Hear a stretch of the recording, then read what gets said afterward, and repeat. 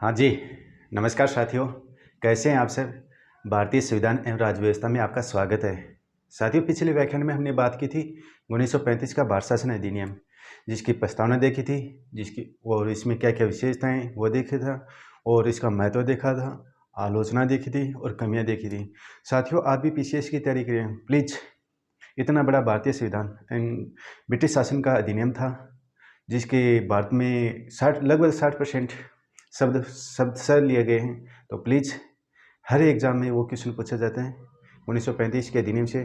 तो प्लीज़ आप भी पिछले वीडियो को ज़रूर देखें, ताकि आपके लिए हर परीक्षा में 1-2 क्वेश्चन सही हो सके। तो आज हमारा नया टॉपिक है संविधान सभा। तो संविधान सभा शब्द साथियों, इसका पहले तो अर्थ देख लेते हैं कि संविधान सभा कहते किसे हैं। संविधान सभा 2 शब्दों से मिलकर बनी है, संविधान और सभा। संविधान किसे कहते हैं? जैसा कि हमने पिछली क्लास में भी देखा था कि संविधान किसे कहते हैं, कि ऐसा लिखित या मौखिक दस्तावेज जिसके अनुसार किसी भी राज्य की शासन व्यवस्था का संचालन किया जाता है, संविधान कहलाता है। तो संविधान का और सभा किसे कहते हैं? तो संविधान का निर्माण करने वाली संस्था को क्या कहा जाएगा? संविधान सभा कहा जाएगा। तो इसकी सुव्यवस्थित परिभाषा क्या हो जाएगी कि लोकतांत्रिक देशों में संविधान का निर्माण करने के लिए गठित प्रतिनिधियों की संख्या संस्था को क्या कहेगा? संविधान सभा कहा जाएगा। तो संविधान सभा काम क्या करेगी? संविधान सभा साथियों, संविधान का निर्माण करेगी, विधिक पक्षों पर विचार करेगी और उद्देश्यों का निर्धारण करेगी और लक्ष्यों का निर्धारण करेगी और संविधान को अंगीकार कर देगी। कार्य क्या क्या करेगी?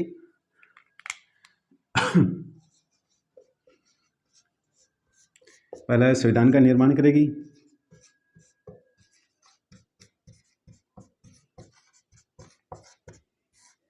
विधिक पक्षों पर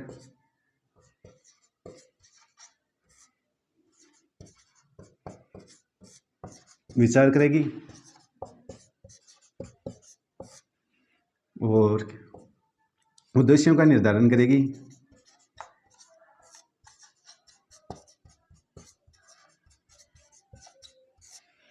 और फिर यह सब करने के बाद में क्या कर देगी? उसको संविधान को अंगीकार कर देगी।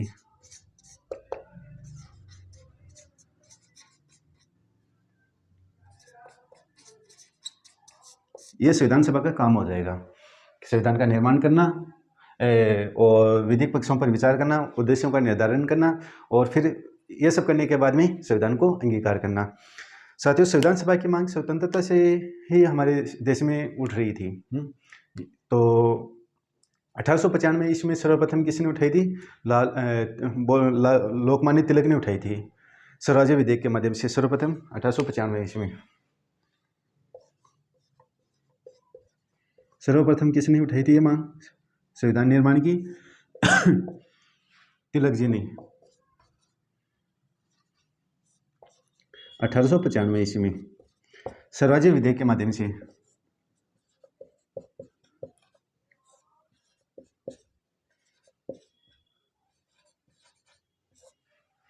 लोकमान्य तिलक जी ने 1895 ईस्वी में।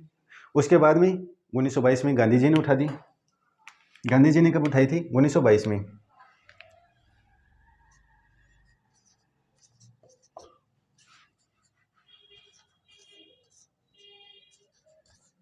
गांधी जी ने कहा, क्या कहा? गांधी जी ने कहा कि भारत का संविधान भारतीयों की इच्छा के अनुसार होगा। अर्थात गांधी जी का कहना था क्या कि भारत का संविधान है भारतीयों की इच्छा के अनुसार ही होगा। किसी विदेशी दास्ता या विदेशी दास्ता द्वारा सौंपे गए संविधान को भारतीय जनता स्वीकार नहीं करेगी। तो गांधी जी ने क्या कहा था? भारतीय संविधान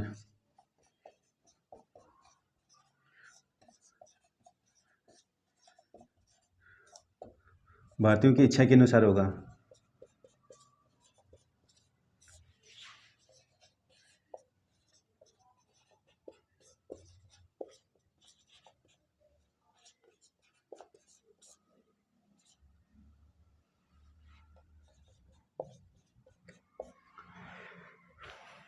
गांधी जी का कहना था कि ब्रिटिश सरकार या अंग्रेजी से वो किसी विदेशी दास्ता के द्वारा जो भारतीय को संविधान सौंपा जा रहा है उसको भारतीय जनता स्वीकार ही नहीं करेगी। भारतीयों का संविधान भारत की इच्छा के अनुसार होगा, भारतीय जनता निर्माण करेगी भारतीय संविधान का, और तिलक जी स्वराज्य विधेयक के माध्यम से सर्वप्रथम संविधान निर्माण की मांग करते हैं। उसके बाद में आता है 1934 के अंदर एम.एन. राव ने सर्वप्रथम क्या कहता है उससे पहले के क्या है कि संविधान की मांग लगातार बढ़ रही थी, तो भारत सचिव था कौन? ब्रेकन हेड ने चेतावनी दे दी।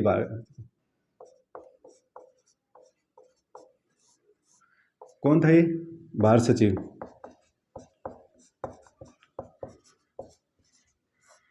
कब दी थी ये चेतावनी? 1927 में दे दी। तत्कालीन भारत सचिव था ब्रेकन हेड। उसने क्या आप संविधान मचा रखा है। संविधान कोई बच्चों का खेल थोड़ी है। हर कोई मांग कर रहा है हमें हमारा संविधान चाहिए, हमें हमारा संविधान चाहिए। यदि संविधान आपको इतने चाहिए, आपको संविधान बनाने में आप परिपूर्ण है, तो मुझे एक ऐसा संविधान बना करके दिखा दो जो लोकमान्य हो, सर्वमान्य संविधान बना करके दिखा दो। भारतीय तैयार बैठे थे। अगले ही साल मोतीलाल नेहरू ने 1928 में ही मोतीलाल नेहरू ने क्या कर दिया,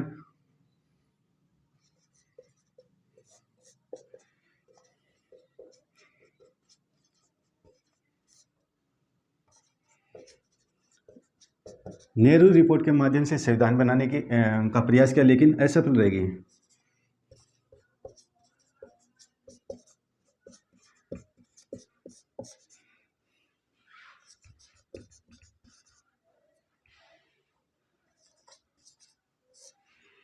किसने? मोतीलाल नेहरू ने।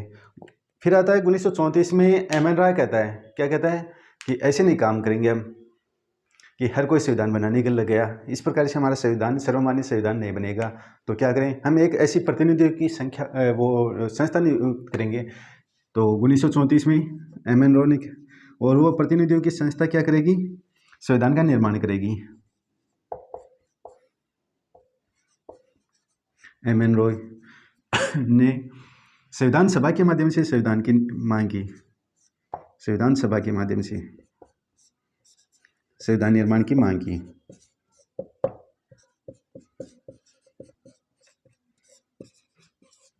सर्वप्रथम एम.एन. राय ने ही संविधान सभा के माध्यम से संविधान के निर्माण की मांग की। यह क्वेश्चन बहुत बार एग्जाम में पूछा जाता है कि किसने सबसे पहले संविधान सभा के निर्माण की मांग की, तो एम.एन. राय आ जाएगा। और इसका समर्थन किसने किया था? स्वराज पार्टी थी पहली राजनीतिक पार्टी, उसने इसका समर्थन किया था। इस चीज़ का समर्थन किया कि संविधान सभा के माध्यम से संविधान का निर्माण होगा। इसने समर्थन किसने किया था? स्वराज पार्टी ने।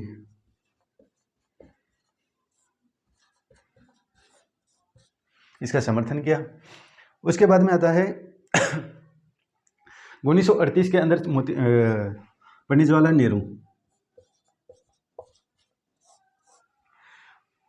नेहरू ने वयस्क मताधिकार के आधार पर संविधान के निर्माण की मांग की।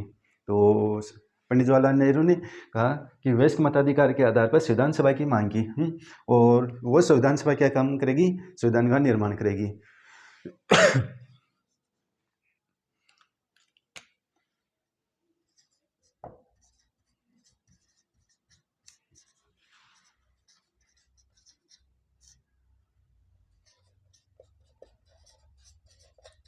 अब एक सब सामने आता है कि वयस्क मताधिकार कहते हैं किसी साथियों, वयस्क मताधिकार का अर्थ होता है कि एक व्यक्ति एक वोट के सिद्धांत से होता है। तो पहले इसकी निर्धारित आयु थी 21 वर्ष, लेकिन 61वें संविधान संशोधन अधिनियम के 1989 के तहत इसकी आयु घटाकर 21 से घटाकर कितनी कर दी गई? 18 वर्ष कर दी गई। 61वें संविधान संशोधन के तहत।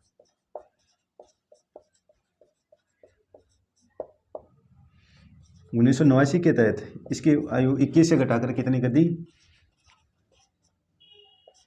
18 वर्ष कर दी गई कि 18 वर्ष का व्यक्ति अब वयस्क मताधिकार के आधार पर अपने मत का प्रयोग कर सकता है। ये क्या देख लेते हैं कि 1927 में ब्रेकन हेड ने संविधान निर्माण की चुनौती दे दी भारतीयों को। और फिर आता है 1928 में मोतीलाल नेहरू ने नेहरू रिपोर्ट के माध्यम से संविधान बनाने का निर्माण किया। भारतीय तैयार बैठे थे लेकिन असफल हो गया। और उसके बाद में एम.एन. रॉय ने कहा कि ऐसे हम संविधान का निर्माण नहीं करेंगे। संविधान का निर्माण करने के लिए हमें एक ऐसी संस्था का निर्माण करना होगा जो संविधान का निर्माण करेगी। और इस संस्था को हम क्या कहेंगे? संविधान सभा कहेंगे।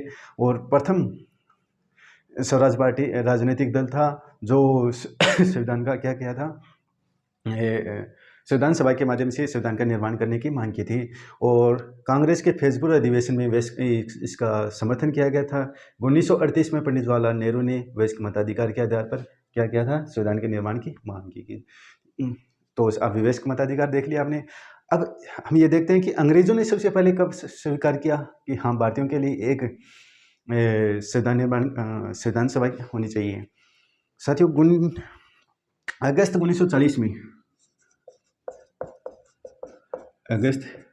1940 में से अंग्रेजों ने अस्थायी मंजूरी दे दी।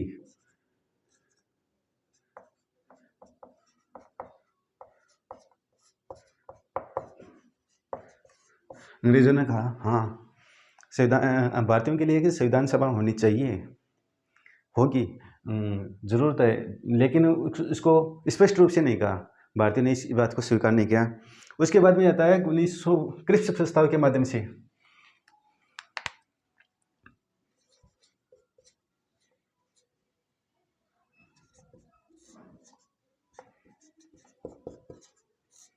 उन्नीस सौ 1940 में अंग्रेजों ने स्पष्ट रूप से यह कह दिया कि हाँ भारतीयों के लिए एक संविधान सभा होगी, लेकिन युद्ध के पश्चात होगी।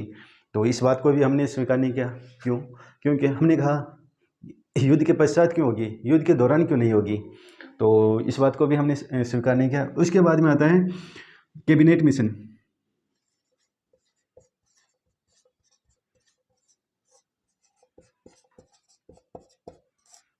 उन्नीस सौ 1946 कैबिनेट मिशन 1946 के तहत क्या करता है? संविधान सभा के निर्माण की और संविधान सभा के गठन की के लिए कैबिनेट मिशन आता है, भारत आता है। और इसका उद्देश्य क्या है कि भारतीयों को शांतिपूर्वक संविधान सभा का गठन करना और संविधान का निर्माण करना, संविधान सौंपना, यह था कैबिनेट मिशन के द्वारा। तो कैबिनेट मिशन के अंदर 3 सदस्य थे। कौन कौन से थे? Lord Patrick Lawrence, sir Stephen Cripps और A.V. अलेक्जेंडर थे। ये 3 सदस्य भारत आए थे और संविधान का सभा का गठन करने के लिए और भारतीयों को शांतिपूर्वक संविधान सौंपने के लिए आए थे। तो इसमें लॉर्ड पैट्रिक लॉरेंस क्या था? इसके कैबिनेट मिशन के अध्यक्ष था। तो ये सब हम कैबिनेट मिशन तथा संविधान सभा कल की क्लास में देखेंगे। आज हमने संविधान सभा का बेसिक स्ट्रक्चर देखा है। कल किस प्रकार से कैबिनेट मिशन के द्वारा संविधान सभा का गठन किया जाएगा इसके बारे में देखेंगे। तो साथियों, कल की क्लास और आज की क्लास दोनों जॉइंट में है। प्लीज़ आज की क्लास भी ज़रूर देखें और कल की क्लास भी ज़रूर देखना। तो आज के लिए हम इतना ही। Thank you very much.